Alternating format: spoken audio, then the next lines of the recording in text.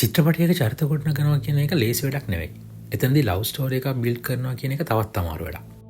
බයිසිකලයක් ඇවිත් ඇඟේ හැපුණු පළියට ඇඟේ වැදලා බිම වැටිච්ච පොත් අහුලද්දී ඔලු දෙකකට වැදලා ඇති වෙන ෂණික නූඩ්ල්ස් ලව් ස්ටෝරි තමයි අපි හැමදාම බලන්නේ.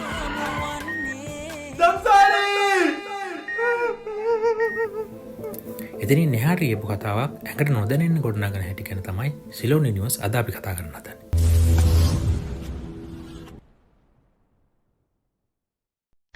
මේ කතාබාට පාදක කරගෙන 2008 අවුරුද්දේ නිකුත් වෙච්ච චන්ද්‍රන් රත්නන් අධ්‍යක්ෂණය කරපු අලිමංකඩ The Road from Elephant Pass film එක.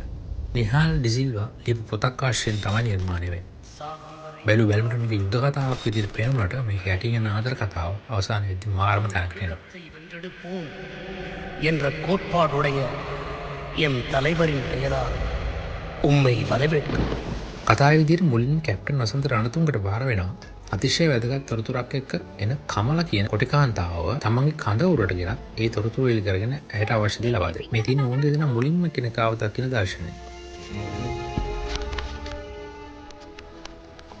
එතනදී අධ්‍යක්ෂකවරයාට පුළුවන් වෙලා තියෙනවා මේ දෙන්න අතර තියෙන ગેප් එක එහෙම නැත්නම් දුරස්ථභාවය මේ රූපරාම වලින් පැහැදිලිව කියන්න. දෙමළ කියන ජාතිය නමින් හන්නඩු ගැවුණු ඕනම මනුස්ස ශරීරයක් දිහා බලන විදිහට තමයි කැප්ටන් මේ කමලව දකින්නේ.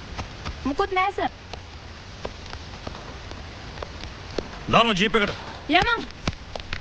සැකයේ කේන්ති මුසුණු අප්‍රසන්න හැඟීමකින් දෙන්නම ඉන්න බව පෙන්වමින් කතාව පටන් ගන්නවා. හදිසි ප්‍රහාරයකින් කමලයි කැප්ටන් ගමන් කරන වාහනයට අනතුරක් වෙලා මේ දෙන්න විතරක් ඉතුරු වෙන නිසා මේ දෙන්නට සිද්ධ වෙනවා තනියම ජීවිතේ වියදම්.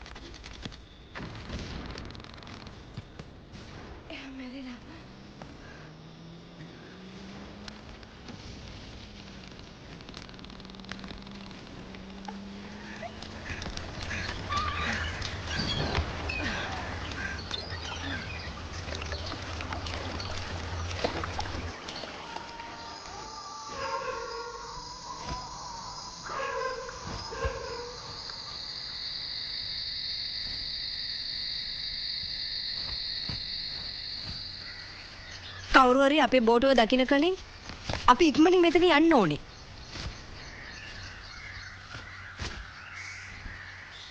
දැන් ඉඳන් කැප්ටන් මගේ අයියා වගේ තමයි ඉන්න ඕනේ. මොකක්? දැන් මේකයි කතන්දර. අපේ ගේ ඊයකචිවල. ඊයේ රෑ අලිමංකඩේ බෝම්බ ගාලා අපේ ගේ කැඩිලා. පරාලයක් වැදලා කැප්ටන්ගේ ඔළුව තුවාල වෙලා. කැප්ටන්ට කිසි දෙයක් මතක නැහැ. කතා කරන්නත් බෑ. කැප්ටන්ට සනිප නැති ඉඳා කල්ලඩීනේ අපේ මාමා ගෙදර යනවා. කැප්ටන්ගේ ඔළුව තුවාලට බේත් දාන්න.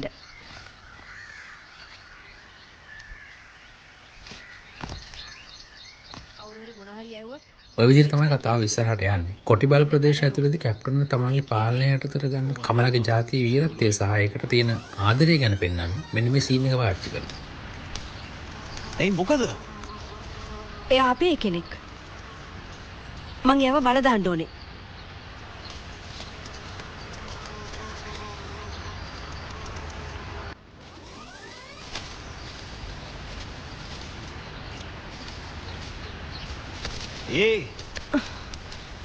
ඒ මූ සිංහල. නෑ එයා අපේ කෙනෙක්. මේ බලනවා. මේ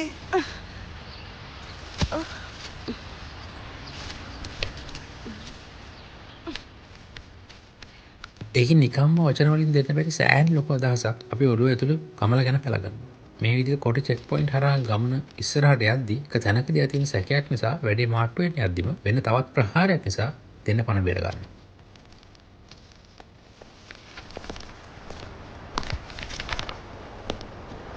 நீ எங்க போற? நீ யாரு? நீ யாரு? சொல்லுடா.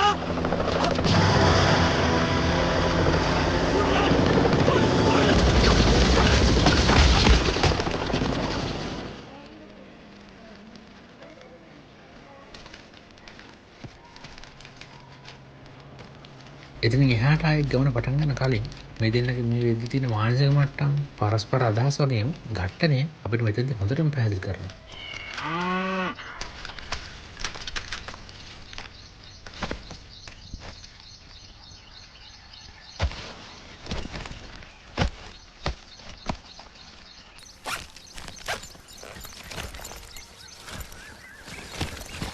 ඒ අර කල්ලි අඩිවලදී උඹ අර ට්‍රැවල් පාස් එක කොහොමද ගත්තේ? මං කිව්වා අර අපේ ගමේ ස්නයිපර්ලා ඉන්නවා කියලා හිතලා ආමි එකේ මෝටර් ගාලා අපේ කටිය ගොඩක් මැරුවා කියලා. එහෙම දේවල් අපි දැන් කරන්නේ නැහනේ. අර ඔෆිසර් එක දැනගන්න ඇතිනේ. ඔගලන්ගේ කට්ටිය කියන්නේ බොරු කතා. කැප්ටන් තාම විශ්වාස කරනවද?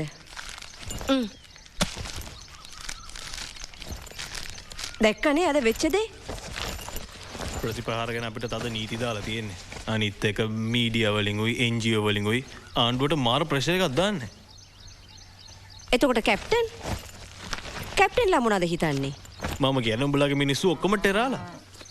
ගමක් ඇතුළේ ඉඳන් ත්‍රස්තවාදීක් මට වෙඩි තියන්න આવොත් මම මේ මුළු ගමම ගිනිතිලා විනාශ කරලා දානවා. කැප්ටන් කාටද ෆයිට් කරන්නේ?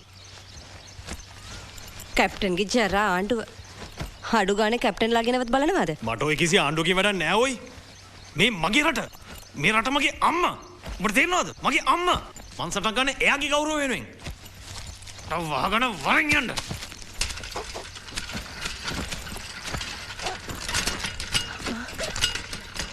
මේ විදිහට අවශ්‍ය බඩු කීපයක් අරගෙන විල්පත්තු කැලේ මැද්දෙන් කොළඹට යන ගමන පටන් ගන්නවා. විල්පත්තු කැලේට ඇතුළු වෙනවත් එක්කම මේ දෙන්නගේ අදහස් සම්පාත කරන්න පුළුවන් විදිහේ පළවෙනි ඩයලොග් එක එළියට එනවා. මෙච්චරලා ණයයි මුගටිය වගේ කතා කරපු දෙන්නගේ සම්ප්‍රදායේ පළවෙනි මොහොත ඇති කරන්නේ තාම සාමාන්‍ය විදියට. ප්‍රේක්ෂකයන් නොදැනෙන. Hoc eagle. කොණ්ඩ රාජාලියා. උඹ කොහොමද දන්නේ? මගේ අප්පා ඉස්සර මාව කුරුල්ලෝ බලන එක කරගෙන ගියානේ. අර හෙන්රිස් බර්ඩ්ස් ඔෆ් සිලෝන් කියලා කුරුල්ලා ගැන ලියපු ප්‍රසිද්ධ පොතක් තියෙන්නේ. අප්පා ඒකත් මට අරන් දීලා තිබුණා. අද රෑ අපි මෙහෙද නවතින්නේ? නෑ තව ටිකක් උඩහට යන්න. ඒක ඒ විදිහට කරන්න රචකයා පාවිච්චි කරලා තියෙන ඊළඟ දෙපස් මාර වැදගත්. එතනදී ආයෙමත් අර වලිය උඩට ඇවිත් සමහතාවයේ යට යනවා. ආශා ගැන හිතන වෙලාවක් නෙවෙයිනේ මේක. තියෙන්න කොටම පාරේ යමු. පුළුවන් නම් රැටත් යමු. මේ මිෂන් එක රන් කරන්නේ මම. මේක වෙනවනම් මගේ විදිහට වෙන්න ඕනේ. ඔබ දන්නවද ඉස්සරහට අපිට මොනවා වෙයිද කියලා? හා? ඩෙසර්ටර්ස්ලා ඉන්නවා හොර දඩයක්කාරයෝ ඉන්නවා. ඔබ මේවා දන්නවද? ඔබ දන්න මගුල මෙන්න මේ වරින් යන්න. විල්පත්තු කැලේ නතර වෙන පළවෙනි රාත්‍රිය මේ චරිත දෙක එකිනෙකාට ටිකක් හොඳින් දැනගන්න අවස්ථාවක් කරනවා. කමලගේ ජීවිතය වෙනස් කරපු 1983 කලබල කාලේ අඳුරු මතකයත් එක්ක කැප්ටන්ගේ දෙමළ මිනිස්සු ගැන තිබුණු මහ වෛරී හැඟීම් වලට පොඩි උත්තරයක් හම්බ වෙනවා. ඒත් එක්කම බලන ප්‍රේක්ෂකයාවත් මේ පැති දෙකේ මැද පුටුවක වාඩි කරන්න උත්සාහයක් ගන්නවා. 83 කළු ජූලිය.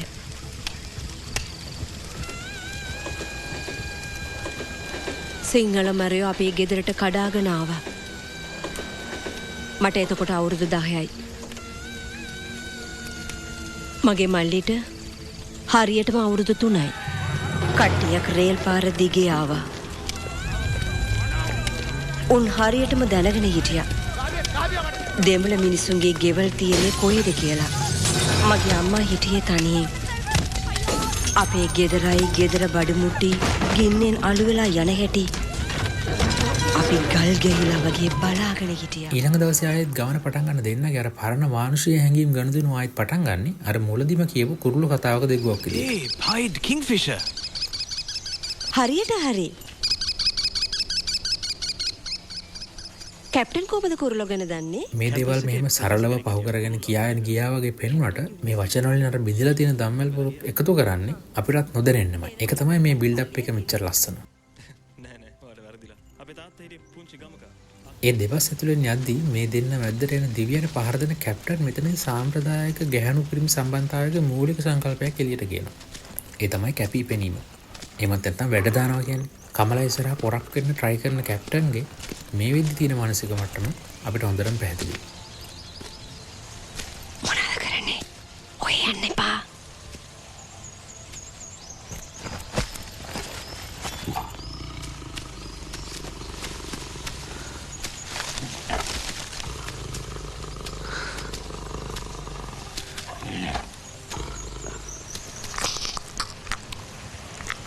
මට විරිත්තන්න එපා පරයා.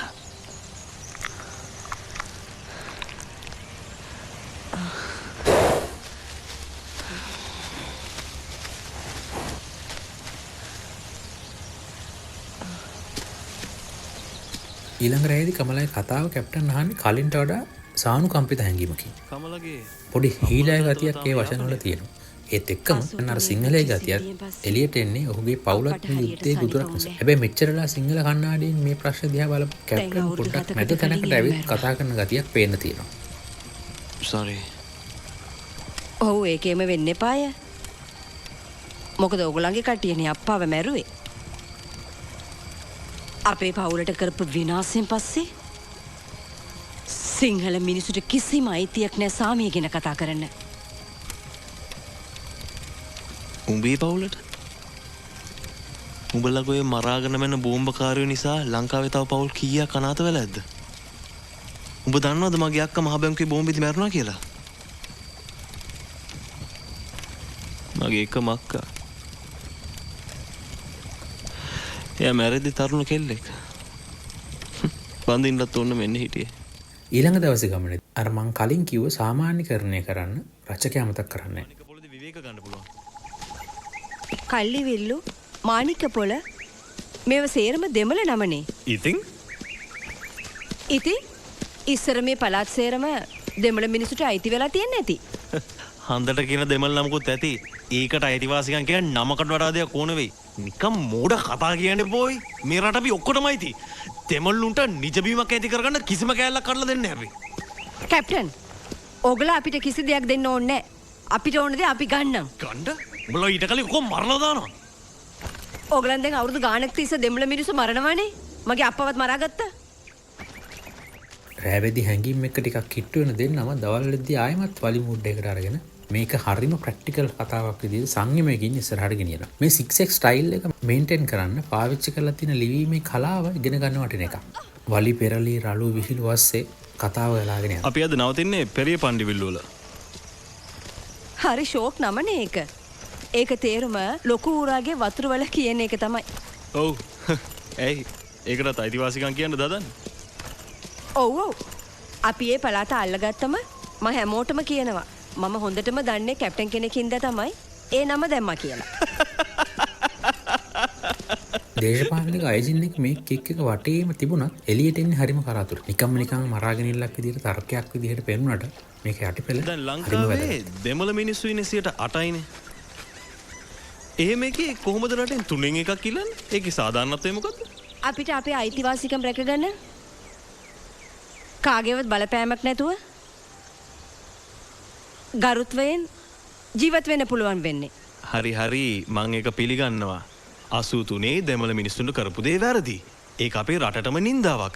ඒත් ඉතින් අපි හැමෝම දන්නවනේ ඒක පටන් ගත්තේ ඒකට උල්පන්දම් දුන්නේ රටේ ඉන්න ජාතිවාදී දේශපාලඥයෝ කියලා.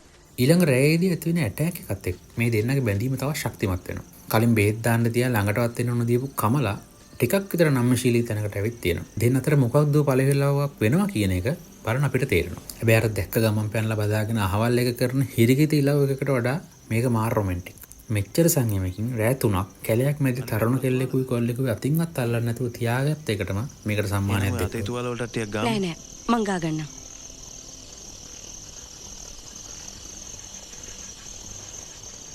හැබැයි එළි වෙද්දි ආයෙත් අර ගැට්ටනේ ඉස්සරහට ගෙනියනවා.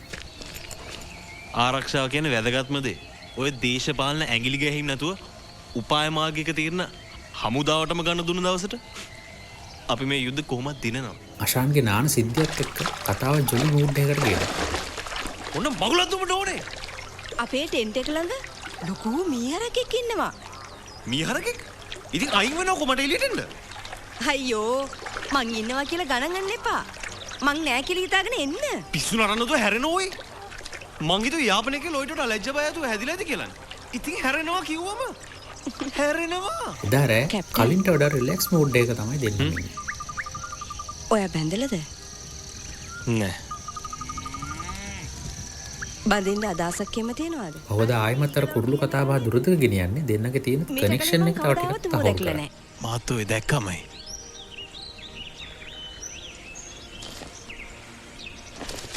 ගමේ මිනිස්සු ඒත් එක්ක ඩෙසර්ටර්ස්ලා සෙට් වෙන එකකින් කතාවේ ඒකාකාරීත්වය බිඳිනවා. කමලා පැහැර ගැනීමෙන් බේරා ගැනීමත් එක්ක මේ බොන්ඩ් එක තවත් ශක්තිමත් වෙනවා. ඒ මිෂන් එක මේ කෙමිස්ට්‍රි තව වැඩි කරනවා වගේම දෙන්නගේ අන්‍යෝන්‍ය සම්බන්ධතාවය තහවුරු කරන්න උදව් කරගෙන තියෙනවා. ඒකේ චරිත වලට වගේම අපිටත් දැනෙන්න කරනවා කියන එක තමයි මෙතන වැදගත්ම දේ.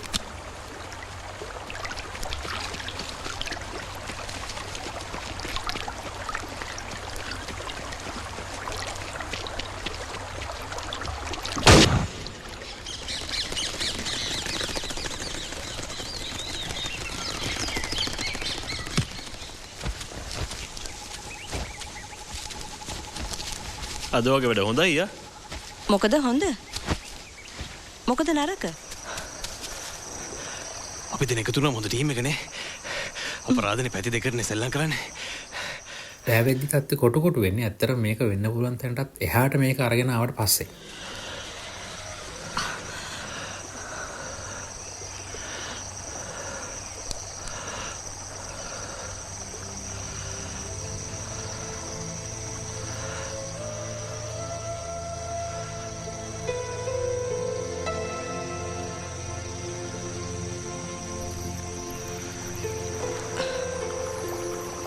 එහෙම වැඩ කරන්න එපා.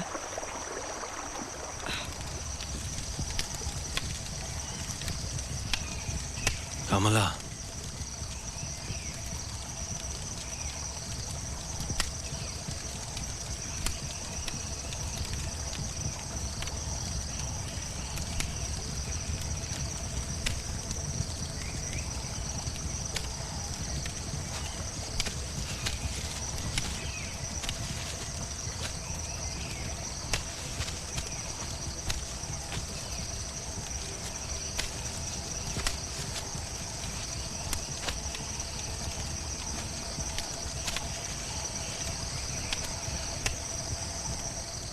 උදේ ගඟේ නාන කමලව කැප්ටන්ට පේන්නේ නිකන් වෙනම රොමැන්ටික් සෙක්සි විදියට. ඒක අපිටත් එහෙමයි.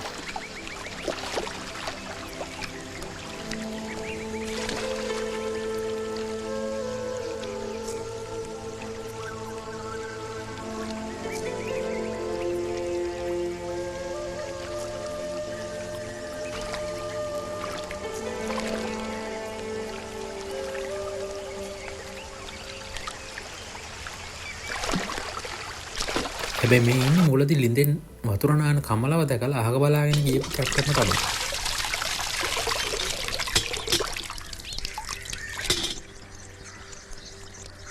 ඒක තමයි චරිත ගොඩනගනවා කියන්නේ.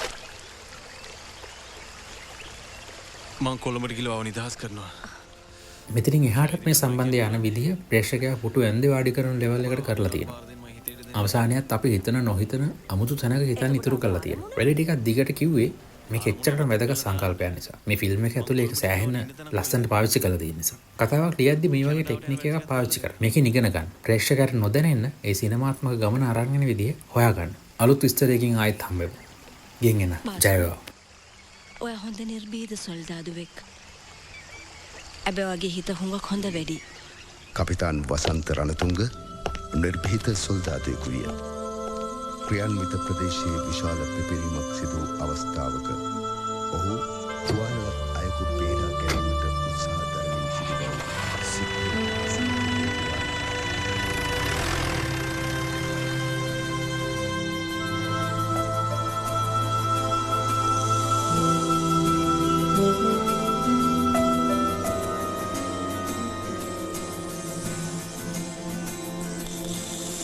පෙරුම් පිරුවේ මම සමනලයෙක් වෙන්න